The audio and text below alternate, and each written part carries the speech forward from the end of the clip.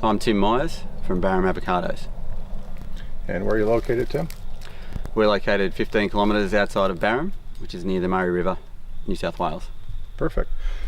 So this structure, this retractable flat roof, has now been constructed 5 years ago.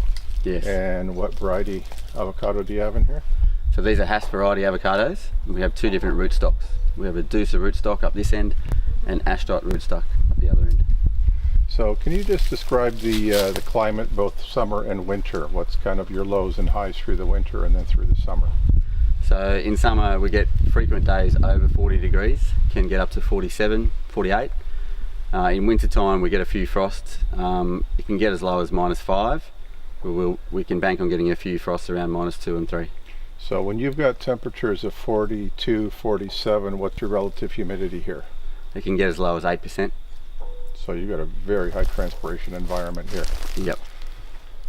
So, so let's talk about the key learning in terms of what's your strategy for when do you retract the roof in the morning, when do you close at midday? So in the winter time, the roof opens at 10 degrees and shuts again at 10 degrees in the evening. In summertime we shut the roof at around 34 degrees air temperature. Okay. To shade the trees. Right, so and you've got the retractable white cooling roof here, so because the primary purpose is to help the tree get through the summer heat. So now that you've been growing these trees for 5 years, and if we look over here we can see the same trees outside. So this is a direct comparison. So if we talk about what were the key results or key learnings from the avocados in the retractable roof in comparison into the regular open orchard? So the trees grew a lot faster. We've had to prune them many times. We haven't pruned the outdoor trees at all. The leaf size has always been bigger, and yeah, the shoots have been much more aggressive. Water use has been massively reduced. We're using 70% less water in the greenhouse. 70%, and that's measured in the course of the whole year or measured through the summer? That's measured through the course of the whole year. So you would be using, the savings will be less in the winter because you're irrigating less. Your savings will be higher in the summer. That's right. Because that's when your evapotranspiration is higher. Yep. 70%. Okay. So let's talk a little bit about pollination, number of flowers, fruit size, fruit quality, yield. What's been the key learning so far? So pollination we expect pollination to be better in here because we have higher insect activity. The insect activity has also been a bit of a downside for us in fruit quality. We're getting some insect damage, mainly from light brown apple moth. And we've tried to control that with beneficial insects to avoid using insecticide.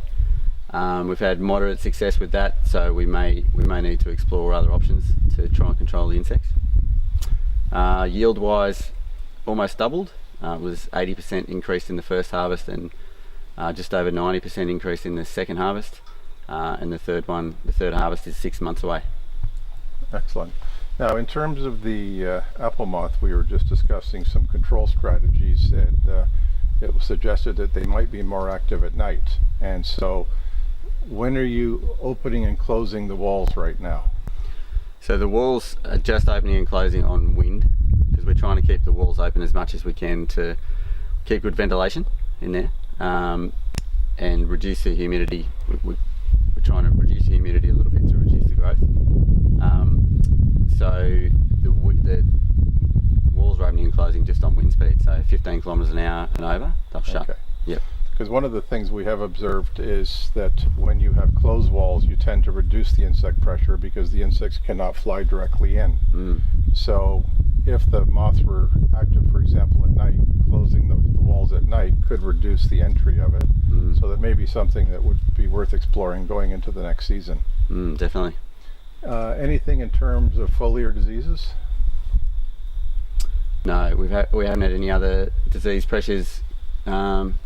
We just do our normal disease program with copper sprays for anthracnose on the fruit, and we do our normal phos acid program for Phytophthora root rot. So they're getting the same program as the outdoor trees and seems to be working fine.